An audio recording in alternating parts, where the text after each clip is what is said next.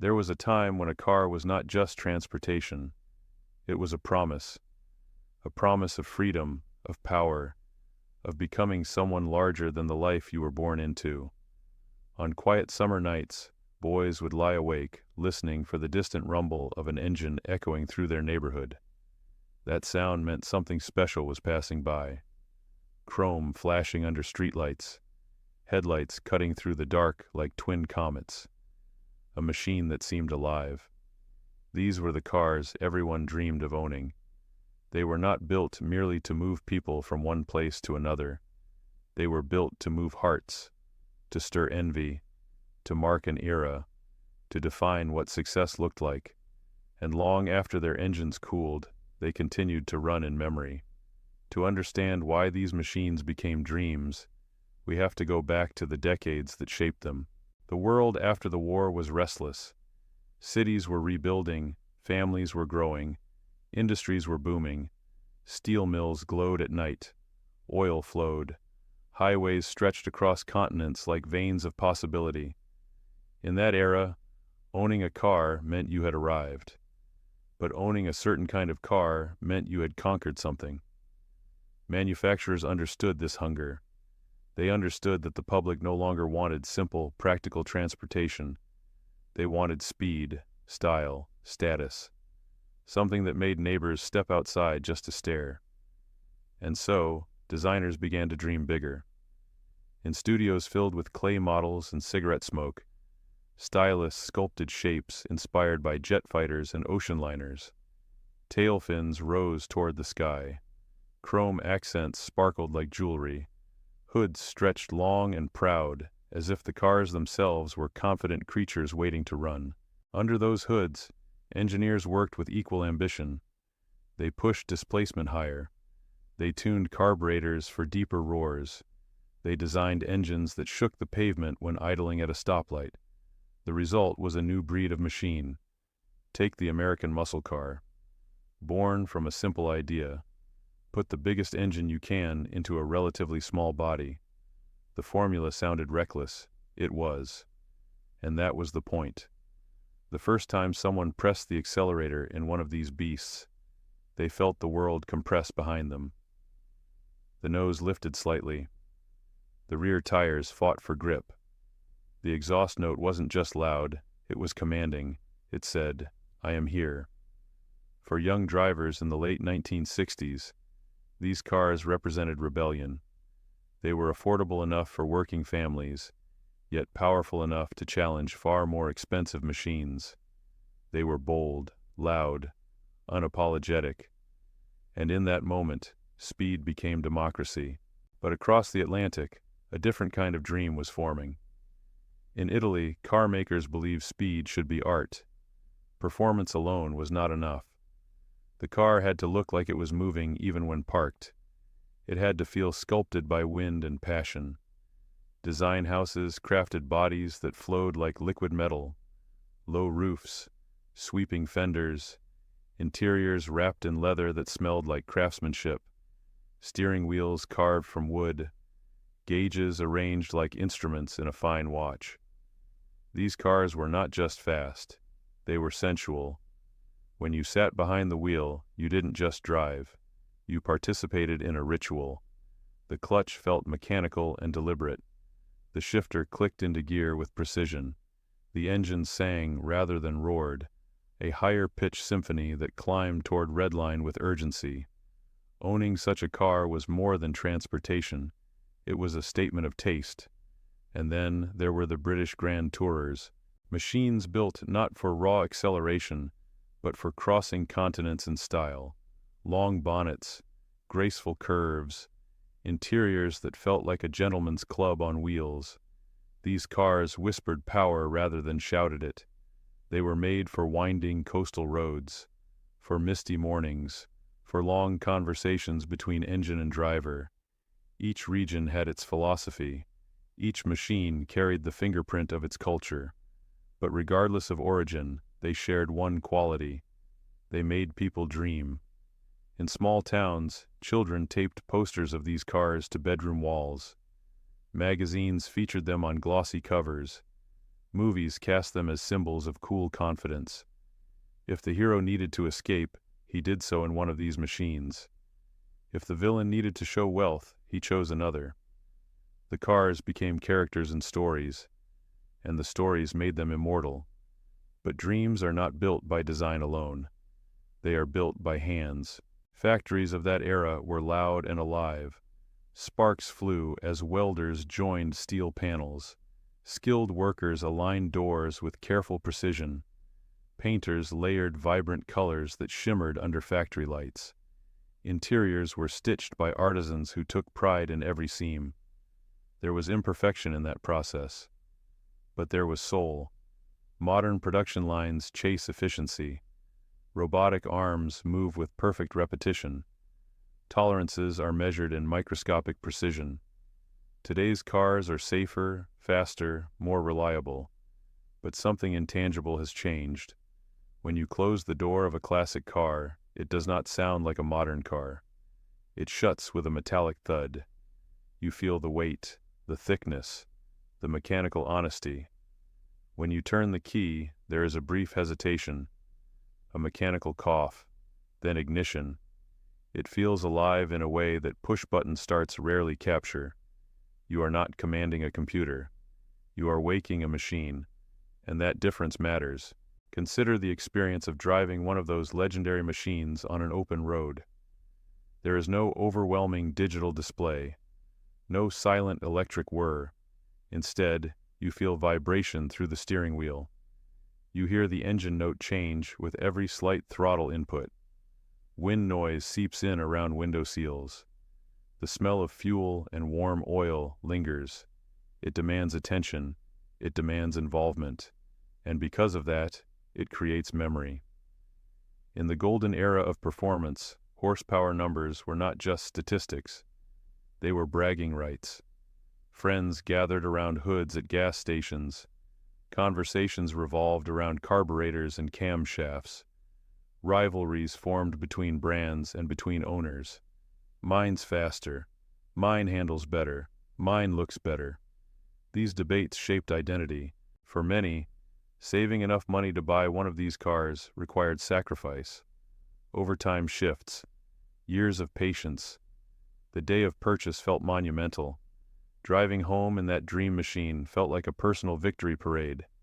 Even those who could never afford them still felt connected. They watched them race. They admired them at auto shows. They listened for them on quiet nights. And sometimes that longing was enough. As decades passed, the world changed. Fuel crises forced manufacturers to rethink power. Emissions regulations tightened. Insurance costs rose. The wild excess of the muscle era faded. Designs became more restrained. Performance became more calculated. Some believed the dream was over, but something interesting happened. As these once new machines aged, they transformed. They were no longer just used cars. They became time capsules. The once common muscle car sitting in a dusty garage became a rare survivor. The Italian sports car that once roamed highways became a prized collector's item. The British roadster that once leaked oil on driveways became a symbol of craftsmanship from a different era. Value shifted from horsepower alone to heritage. People began restoring them, spending countless hours searching for original parts, repainting them in factory-correct colors, rebuilding engines to original specifications. Why? Because they were chasing a feeling. Not just speed, not just beauty, but the sensation of stepping back into a time when machines felt mechanical and honest. Modern vehicles are marvels of engineering. They accelerate faster than many classics ever could. They handle corners with computer-assisted precision. They protect occupants with advanced safety systems. But ask someone who has driven both, and they will tell you something subtle. The classic car makes you feel more. In a modern performance car, you may reach high speed effortlessly. The steering is light. The cabin is quiet. The stability systems intervene before you even realize you've made a mistake. In a classic, every action has consequence. You feel the weight transfer. You feel the rear end step slightly if you push too hard.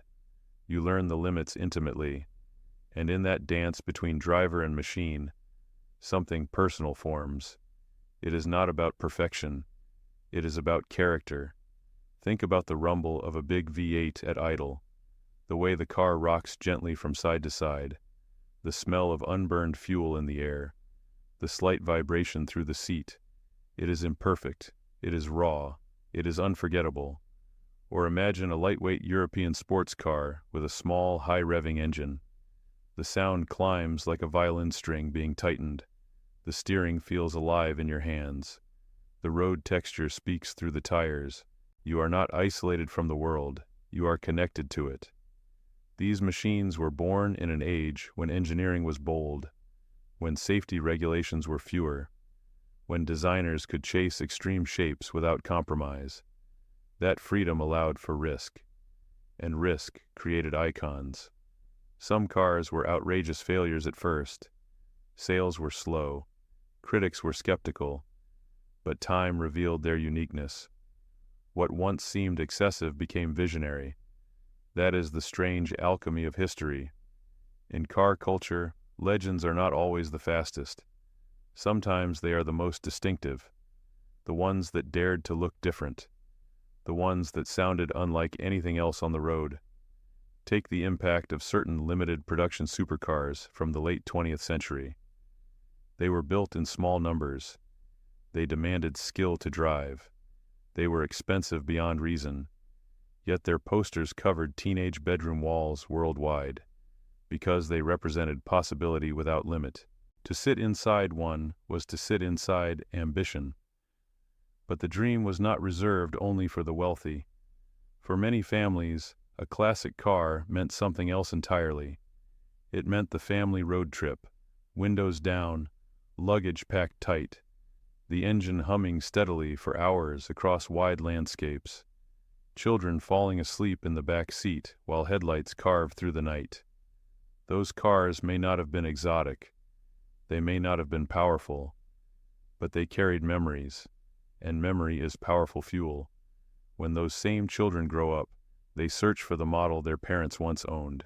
They restore it, they polish it, they drive it on weekends, not because it is the fastest machine, but because it carries the scent of childhood. In that sense, the dream evolves. What once symbolized aspiration now symbolizes nostalgia. Classic car gatherings capture this transformation beautifully. Rows of polished machines sit under open skies. Owners stand nearby, proud yet humble. Strangers walk slowly, examining details. Chrome reflects sunlight. Engines occasionally fire up, drawing small crowds. There is no rush, just appreciation. Stories are shared. My uncle had one of these. I learned to drive in this model. I always wanted one. The cars become conversation starters between generations. Grandfathers explain carburetors to grandchildren who grew up with touchscreen dashboards. Younger enthusiasts ask about manual chokes and mechanical linkages. Knowledge passes down like heirlooms, and in those moments the machines are alive again. It is easy to romanticize the past. Classic cars were not perfect. They were less safe, less efficient, often less reliable. But perfection was never the point. The point was personality. Every scratch on a classic car tells a story. Every worn steering wheel carries the imprint of hands long gone. Even the small imperfections in paint speak of time lived. Modern vehicles age differently. Their surfaces remain uniform. Their electronics age invisibly. Their stories are often hidden behind plastic panels and software updates. But a classic wears its years proudly. That visible aging makes ownership feel intimate. There is also the soundscape. Modern engines are muted by regulation and insulation. Electric vehicles glide almost silently. Efficiency and environmental responsibility shape the future, and rightly so. Yet the sound of a classic engine remains powerful in memory. A deep American V8 rumbling at idle, a sharp Italian V12 echoing through a tunnel, a raspy British inline-six clearing its throat on a cold morning.